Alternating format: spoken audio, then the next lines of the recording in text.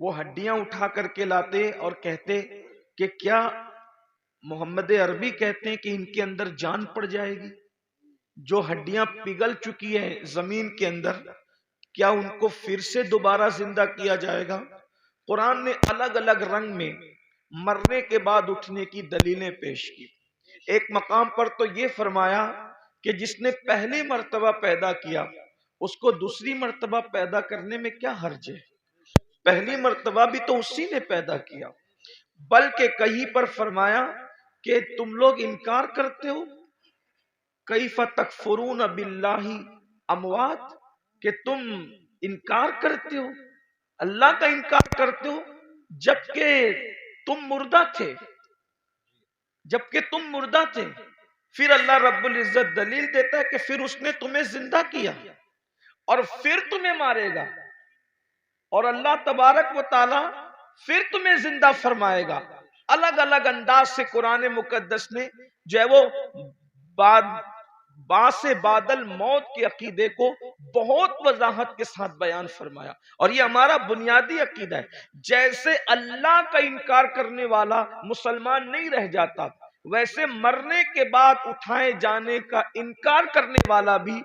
مسلمان نہیں رہ جاتا۔ یہ عقیدہ آخرت اتنا ضروری ہے، اور کہیں نہ کہیں اس عقیدے کو ہم اپنے دل و دماغ کے اندر عملی طور پر مدھم کر رہے ہیں یا اس کو بھولتے جا رہے ہیں۔ پوری دنیا کے اندر آپ جائزہ لے لیں کہ جتنے بھی جرائم ہیں، جتنے بھی گناہ ہیں، سب کا جو بنیادی طور پر اس کی وجہ اگر نظر آئے گی تو یہ کہ انسان مرنے کے بعد اٹھائے جانے کا جو بنیادی عقیدہ ہے اس کو بھولتا جا رہا ہے، اس کو فراموش کرتا جا رہا ہے۔ اگر دنیا کے اندر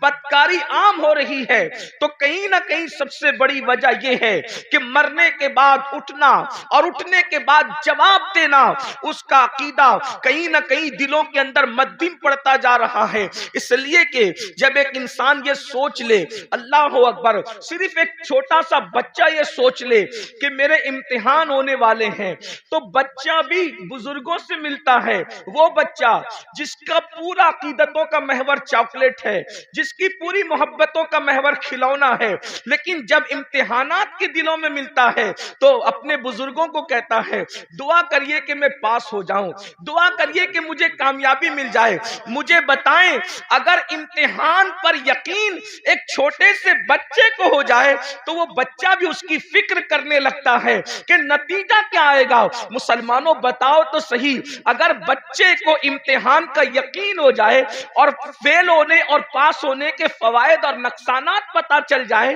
تو وہ بچہ پوری طاقت جھونک دیتا ہے کہ میں کسی طرح سے امتحان میں کامیاب ہو جاؤں۔ چھوٹے بچے امتحان کے دنوں میں کھیلنا کودنا چھوڑ دیتے ہیں، راتوں کو اسٹڈی کرنے لگتے ہیں، رات جگنا شروع کر دیتے ہیں۔ اللہ اکبر، کیا ہم اپنے بچوں سے بھی غیر گزرے ہو گئے؟ انہیں امتحان کے خیال نے کھیلنے سے باز رکھا ہے، انہیں امتحان کے خیال نے کودنے سے باز رکھا ہے، انہیں امتحان کے خیال نے سونے سے باز رکھا ہے۔ مسلمانوں، اپنا بھی تو ایک امتحان ہونے والا ہے، اور امتحان لینے والا ایگزامینر کون ہے؟ وہ اللہ رب العزت ہے، اور وہ خود فرماتا ہے اَيَحْسَبُ الْإِنسَانُ أَن يُتْرَكَ سُدًى، کیا انسان یہ تصور کرتا ہے کہ اس سے حساب نہیں لیا جائے گا؟ نہیں، بلکہ انسان تجھ سے حساب لیا جائے گا۔ اللہ اکبر، اندازہ فرمائے، اور حساب کون لے گا؟ اللہ تبارک و تعالی،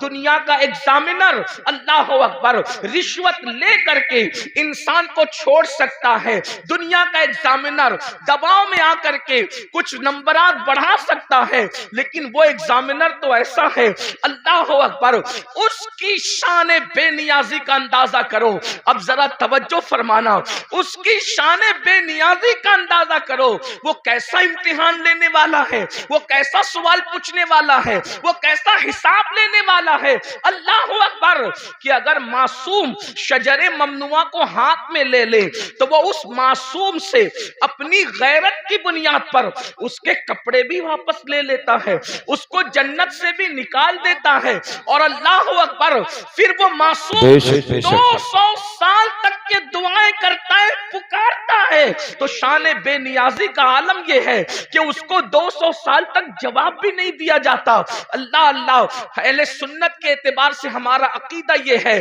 کہ اللہ آدم سے ناراض نہ ہوا تھا، حضرت آدم نے کوئی خطا بھی نہیں کی تھی، حضرت آدم نے کوئی گناہ بھی نہیں کیا تھا، بلکہ آدم سے تو لغزش پیغمبرانہ واقع ہوئی تھی، لغزش معصومیت واقع ہوئی تھی، اس کے باوجود بھی اس پہلے انسان کو جنت سے نکال کر کپڑے واپس لے کر، ذرا یہاں پر میں آپ سب کی توجہ چاہتا ہوں، ابن عباس سے لے کر مفتی احمد یار خان نعیمی تک آپ کسی کی بھی تفسیر اٹھا کر کے پڑھ لیں، حضرت آدم کو صرف جنت سے باہر نہیں کیا گیا بلکہ جنت کا لباس بھی واپس لے لیا گیا۔ تھوڑی دیر ذرا توجہ کریں، جس کو مسجود ملائکہ بنایا جاتا ہے، جس کو اپنے ہاتھوں سے تخلیق کیا جاتا ہے، جس کی تخلیق اپنے ہاتھوں سے کی جاتی ہے، جب غیرت پر آتے ہیں اور شان بے نیازی کا اظہار کرتے ہیں تو کپڑے تک واپس لے لیتے ہیں، تاکہ آگاہ ہو جاؤ،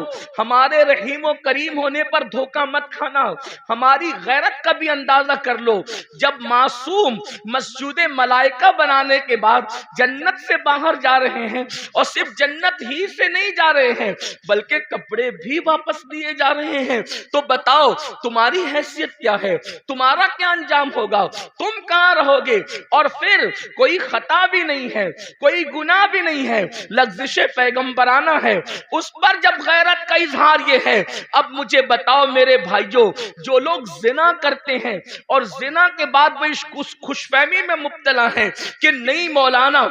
اللہ کریم ہے، اللہ رحیم ہے، وہ ہمیں جنت ہی میں داخل فرمائے گا، کوئی لڑکوں کے ساتھ بدکاریاں کرتے ہیں اور پھر یہ تصور کرتے ہیں کہ مولانا اللہ تو بخشنے والا ہے، وہ رحیم و کریم ہے۔ جو لوگ سود کے دھندے کر کے حرام لقمہ اپنے پیٹ میں ڈالتے ہیں، پھر بھی ان کا خیال یہ ہے کہ اللہ رحیم و کریم ہے، وہ ہمیں بخش دے گا، تو وہ یہ لوگ یہ سب چیزیں نہیں دیکھتے کیا کہ اللہ رب العزت نے پہلا انسان جو تمام نبیوں کا بابا ہے، جو تمام ولیوں کا بابا ہے، جو تمام صحابہ کا بابا ہے، یعنی سارے انسانوں کے جو باپ ہیں، ان کے ساتھ اظہار غیرت کر کے ہمیں متنبہ فرمایا، ہمیں تنبیہ فرمائی کہ ہماری شان بے نیازی کا اندازہ کرو، وہی اللہ ہم سے حساب لے گا، رب تبارک و تعالی حساب لے گا۔ اب بتاؤ مسلمانوں، ہم نے حساب کی کیا تیاری کی ہے؟ اچھا پرچہ بھی آؤٹ کر دیا، اللہ ہم سے کیا پوچھے گا، کیا کیا پوچھے گا؟ تو قرآن کہتا ہے فَمَن يَعْمَلْ مِثْقَالَ ذَرَّةٍ خَيْرًا يَرَهُ وَمَن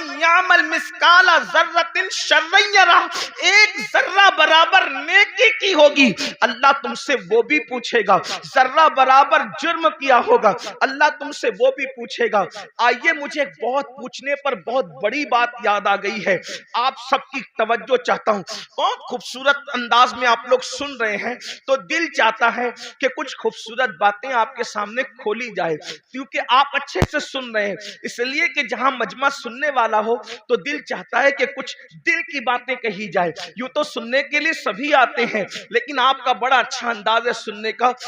اللہ کس سے کیا پوچھ سکتا ہے، اس بارے میں کوئی بے نیاز نہیں، وہ کسی سے بھی کچھ بھی پوچھ سکتا، کسی سے بھی کچھ بھی پوچھ سکتا۔ اس سلسلے میں ایک روایت سیرت کی تمام کتابوں میں لکھی ہوئی